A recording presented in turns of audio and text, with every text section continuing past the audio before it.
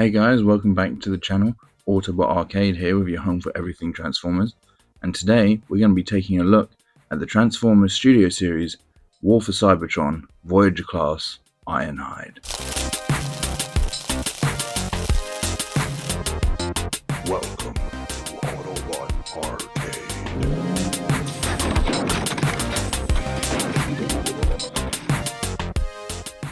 As always, starting off with the packaging first. We have a nice Transformers Studio Series logo down the bottom and some artwork of the character down the side.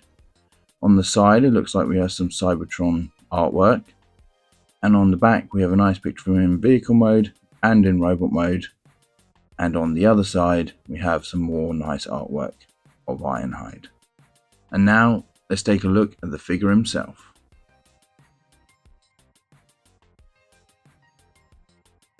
And here's the figure. But before we take a closer look at him, let's see, who is War for Cybertron Ironhide? In the game War for Cybertron, Ironhide was a frontline warrior who could transform into a Cybertronian truck. He often fought alongside Optimus and other core Autobots, using his primary weapon, a scatter blaster, and using his abilities of dash and whirlwind. He's loyal to the cause, doesn't mince his words, and is always ready for a fight. Within the game, you play as him or other Autobots in third person, and play as him in missions such as the purification of Cybertron's core, and on the front line in the darkest hours of the war. And here he is in robot mode. And at first glance, you'd think that he was exactly the same as the War for Cybertron Ratchet. And for the most part he is, but the head sculpt and the chest are both different, and they look very cool. But just like with that Ratchet mold, this figure looks amazing. He's very clean all the way around. The backpack isn't too big, but big enough to be able to hold the arm when you switch out with the gun, and it's pretty faithful to what we see in the game. The color scheme is mainly just red and grey plastic, but again it works, but there is a few details on the chest. He's a really nice figure. He's big, he's bulky, and he looks tough, which is what Ironhide is supposed to be. But taking a closer look at the head and chest area, the chest has a nice Autobot symbol in the middle, but doesn't have that spinning feature the Ratchet chest had, and it does have some nice grey paint for the windscreen and the grille down below. The head sculpt is really nice and very reminiscent of that old G1 look, but modernized for the game. He has some nice silver paint for the faceplate and some blue eyes as well. And so far this figure is shaping up to be a pretty good one, and a great addition to any Gameverse collection anyone is trying to collect. And probably him and Ratchet, seeing as they share basically the same mold, are some of the best to come from this subline of the Studio Series so far.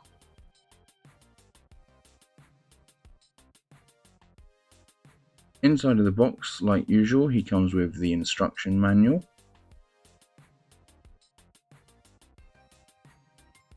And as for accessories, he only comes with two. First being the same battle axe that came with Ratchet. It can split apart to put into his hand. The handle itself is just made of this grey plastic, no paint on it at all. The top part has this darker grey plastic with these really nice orangey red highlights for the actual blades. Some nice detailing, but not much going on here. And the other accessory is this gun. Again, just cast out of this grey plastic, no paint, but it has some nice details. And it looks like this sort of sniper rifle, which I think is pretty cool. Bringing in the figure to attach the accessories. To attach the gun, you simply remove the arm, just like so, and plug the gun in, which makes it look like it has formed right out of the arm, which I think is really cool. And then if you take the arm, you can actually tab it into the back here, which is something I really like about these War for Cybertron gamer figures. There's somewhere to put all the accessories, even the arms when you take them off to put on the weapons. And then if you take the axe, you can put the handle through his hand, and then just plug the axe head on top, and now he's ready to fight off those Decepticons.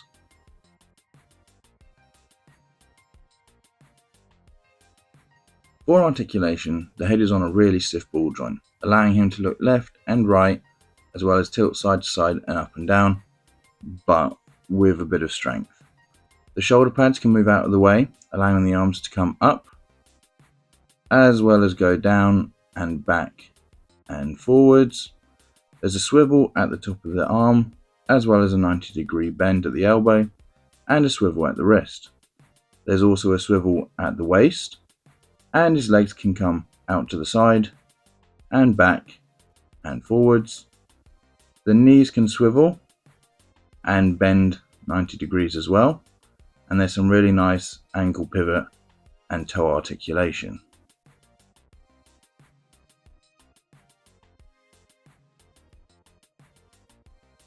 For some size comparisons, here he is next to the Transformers Rise of the Beast Bumblebee, Transformers Rise of the Beast Optimus Prime, the Gamer Edition Ratchet, Commander Class Optimus Prime, New Age Optimus Prime, the Marvel Legends Sam Wilson Captain America, and finally the Star Wars Black Series Shaq T. But now, without further ado, let's get down to transformation.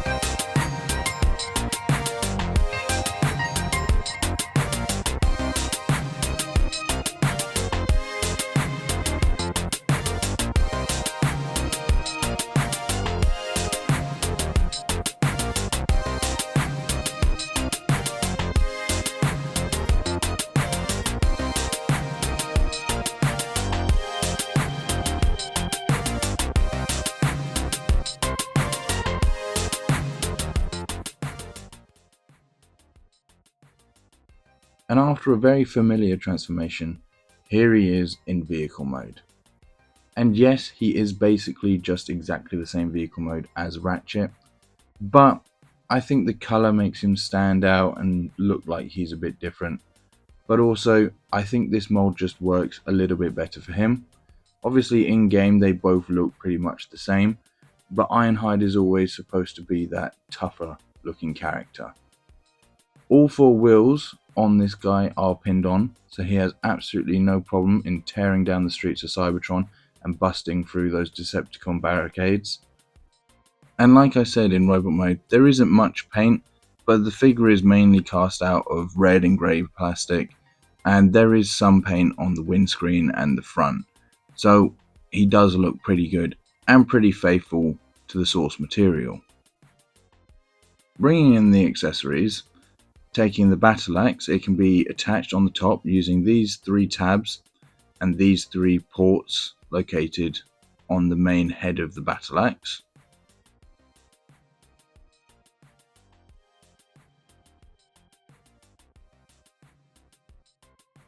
And the gun itself can be attached into these 2 ports using these 2 tabs on the side of the gun.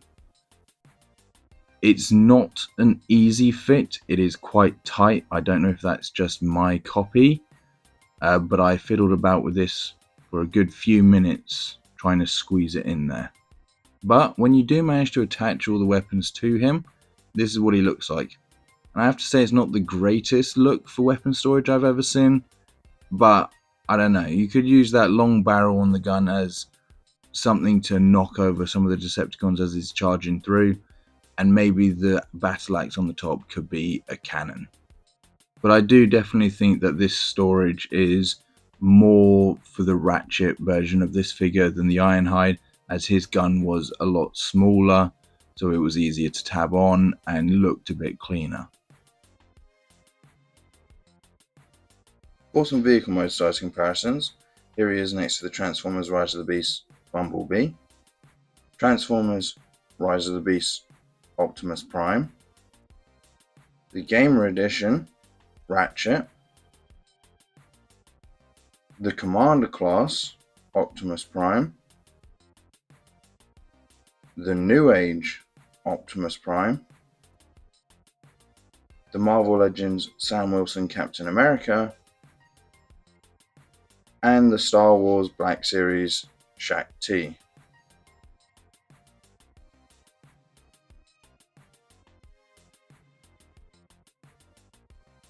And that about wraps up our review of the Transformers War for Cybertron Ironhide. If you enjoyed the video, don't forget to hit that thumbs up and click the subscribe button for more Transformers reviews. And if you liked the video, why not leave a comment down below? Tell me who your favourite War for Cybertron character is. And until next time, transform and roll out.